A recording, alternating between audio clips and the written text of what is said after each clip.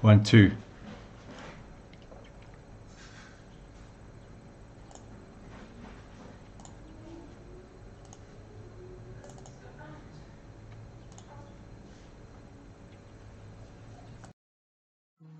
Let's try that again. I do beg your pardon.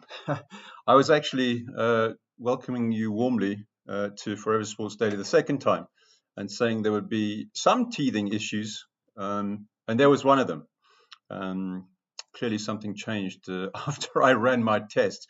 But anyway, welcome to Forever Sports Daily. My name is Stephen Kirker, and apologies again for the break in the audio. I am learning the system. Anyway, today it's the final round of group matches in the ICC Women's T20. Must win for the Proteas. It was a must win for Pakistan. That's not happening. And a big night at Anfield for Liverpool. They're really up against it. They've got to make it count tonight in the Champions League. That's against Real Madrid. Having a bit of a preview of that coming up in the program and some of the other sporting news. But we will start with the ICC Women's T20, where it is that final group game. Oh, and as I say that, I've got the news is that Pakistan have been roundly trounced by England. England there put up a huge score of 213 for 5, a record, thanks to that blistering 81 by Nat Shiver-Brunt and that 59 from Danny Wyatt. 213 for 5. Pakistan, if they'd won, they were in the position to get into the semi-finals, but against the favourites and considering their ranking, Pakistan, it was unlikely. And as it is, they're all rolled over for 99, so they go home. You can see there 3 wickets apiece for Fred Davies and Charlie Dean, which leaves us to talk about the final group game, which features the tournament host Momentum Proteas, and they are up against Bangladesh. Now, on paper, South Africa has been one of the reasonable form teams in women's cricket in the T20 game, but they haven't scored enough runs in this tournament. So Bangladesh might be hoping to spring a surprise on them, expecting a full house at Newlands for that game. It's something that Laura Wolfhard was looking forward to yesterday in her press conference. No, she wants to score more runs, and maybe she'll do it at her home ground. South Africa will qualify thanks to their net run rate if they do beat Bangladesh.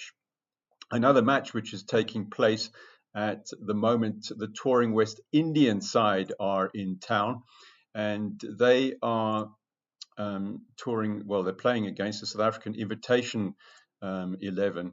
Okay, that scorecard, unfortunately, is not up to date. But what I can tell you is that Rian Lubbe, who's captaining the Invitational 11, he won the toss and inserted the tourists to bat.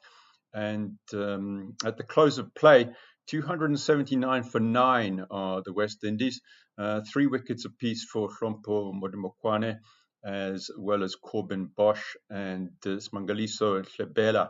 The man not out at the end of the day is De Silva, the wicketkeeper, on 55. With him, Shannon Gabriel is on 3. Hopefully, the updated scores are in, yes, on the Cricket South Africa 4-day series Division 1. There's supposed to be 4 matches on the go, but unfortunately, there's been no play possible at all. That's in the match between Northwest and Western Province, or Titans and Boland, wet outfields.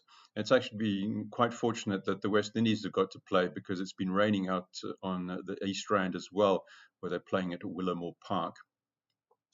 So at the close of the second day's play, Dolphins need 353 to beat the Knights. And at the Wanderers, the Warriors are leading by 6 runs. Let's look at those scorecards. The Dolphins 253 in their first innings. Knights replying with 165.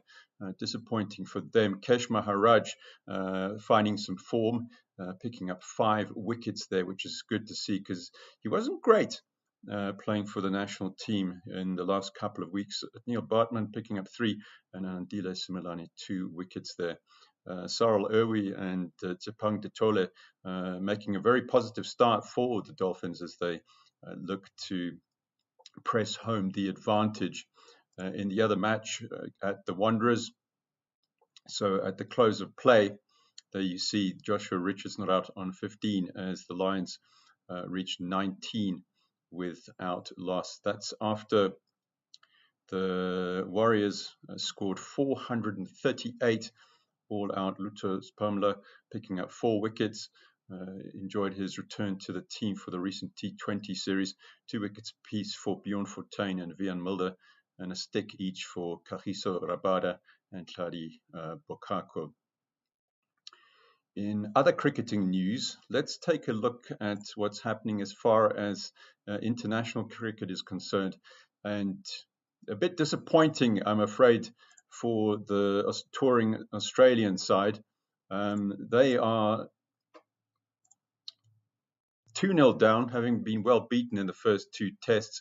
And their opening batsman, David Warner, has been ruled out of the final 2 test matches. Now, he hasn't even been in great form. I think he's only scored 26 runs in the 3 innings he's played so far. And there he is in that first innings of the second match in some pain. He got hit on the elbow. That's actually fractured his elbow.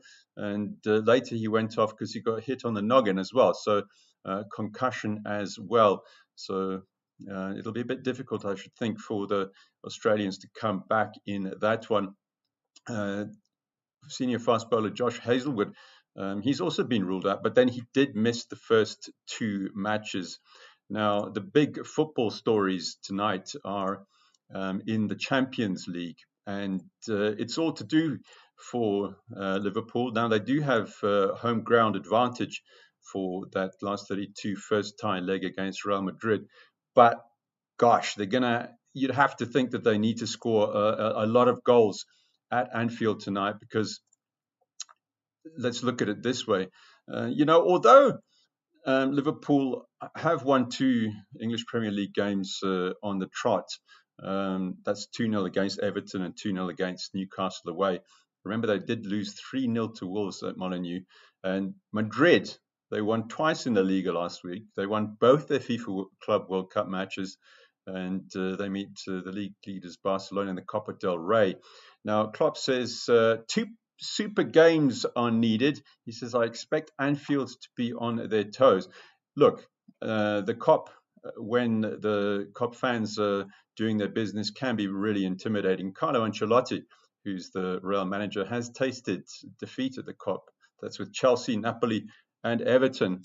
But Klopp and Liverpool, well, they've come across Real Madrid at the knockout stages of this tournament for 4 times in 6 years, and they've come off second best in the 3 previous encounters. So not really expecting too much from them over the 2 legs, but maybe they can pick up a lead and try and defend it when they go to Spain in a couple of weeks' time.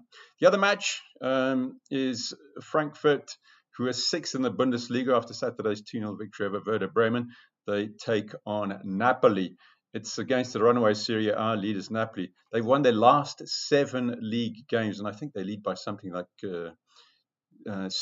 15 points in Serie A at the moment. In other football news, South Africa's Banyana came from a goal down to draw 1-1 with Slovenia earlier today.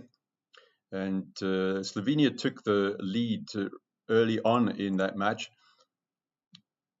And that was through, he says, it was through Adriana Mori. She scored in the 13th minute. It took until the 76th minute before Hilde Maguire equalized for Banyana. Now, South Africa beat Uzbekistan 3-0 on Sunday in their opening game. The match had a delayed start because of the tragedy of the earthquake. So earlier matches Bafana was supposed to play the tournament hosts in their opener, Turkey, and also play Venezuela. In other footballing news, I think it's all over bar the shouting, actually, but there's a new coach who's going to be, oh no, I didn't load his photograph. That's so silly of me. Anyway, Spaniard Javi Gracia is said to be named the new manager in charge at Leeds United. The former Watford manager replaces Jesse March, who was sacked on the 6th of February. Now, Gracia got Watford to the FA Cup final in 2019, but he was sacked 6 months later after a poor start to his second season in the EPL. He had taken them to 11th the previous season. Since then, he's been at Valencia in Spain and Al Sadd in Qatar. Now, The Guardian reports that his contract will only be until the end of the season. We'll have to see about that. Here's something of a mess. It's in rugby news, the Israeli Rugby Union has given South African rugby until tomorrow to explain itself over the exclusion of Tel Aviv Heat from the Nzansi Challenge tournament. I guess Saru shouldn't have invited the Heat in the first place. That they should have known better, really, that it would result in heat. There's been pressure to cancel the invitation from the ANC and, of course, the BDS movement, which is well supported in South Africa. So they bowed to that pressure after originally inviting Tel Aviv Heat. And the Israeli Rugby Union makes the point that excluding a team or a player from a tournament or playing on religious, political, racial, national, sex, or creed grounds is prohibited by World Rugby. So lawyers have been consulted, and let's see where it turns out. Aston Martin's American driver Lance Stroll, well, he's going to miss Thursday's first practice session of the Formula One pre-season. That's on Thursday. The team says he suffered an injury in a minor cycling accident.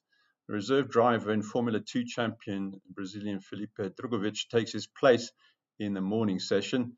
New signing Fernando Alonso will be behind the wheel for the afternoon session. Now, Alonso has said he doesn't expect to be very competitive first up in the Aston Martin when the season starts on the weekend of the 3rd to the 5th of March, because drivers really get very little time in the new cars ahead of any season.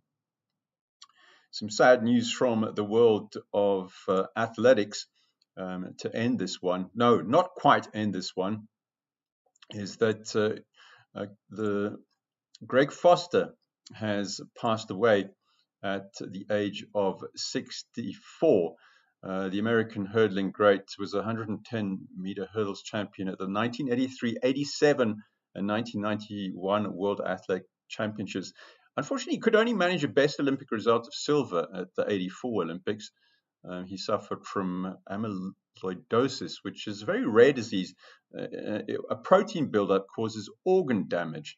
Now, he had a transplant in 2020 as a result of the disease, but passed away on Sunday. Britain Colin Jackson on social media, Jackson himself a double world champion. He wrote, "Greg was an inspiration for me. I watched his hurdle skill work, spoke to him how I could improve, and competed with him. His input eventually allowed me to take the world title and the championship record off him. He was very much part of my success." Some rugby news is that, well, let's do this, in fact. Let's go back to the story, is that Wales have delayed naming their side for the England game because there's a threat of a players' strike as a result of that. So that's a bit up in the air. But as you can see there, Gatlin, the BBC's reporting that Warren Gatlin is confident that the match will go ahead despite that. There's a dispute with Welsh rugby bosses over contracts, and there was no practice today, unfortunately, because of that. So politics getting in the way, well, some sort of politics getting in the way of rugby here in South Africa, with that problem with the Israeli Rugby Union taking South African Rugby Union to task over their withdrawal of the invitation for the Tel Aviv Heat to come take part in that Mzansi challenge, and then also when players are cross with their employers, well, we see industrial action take place. Remember, this Forever Sport Daily, well, I say remember, but it's only our second time attempting it. But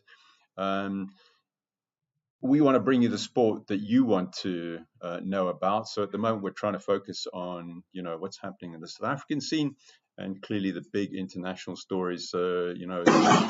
Excuse me, that was just my dog. I don't know, he's got clumsy in his old age. Not quite as clumsy as me, but he's getting there. Anyway, thank you very much for joining the stream, and sorry once again for the teething problems at the start. Do please add a comment if there's something that you would like us to cover or something that we're missing. Welcome your comments. Constructive obviously is the best thing, because that is, we're more likely to respond to those. So check us out, and looking forward to seeing you again tomorrow, and good luck to the Momentum South Africa Proteas women's team, and hope they do make the semi-finals of the ICC Women's T20.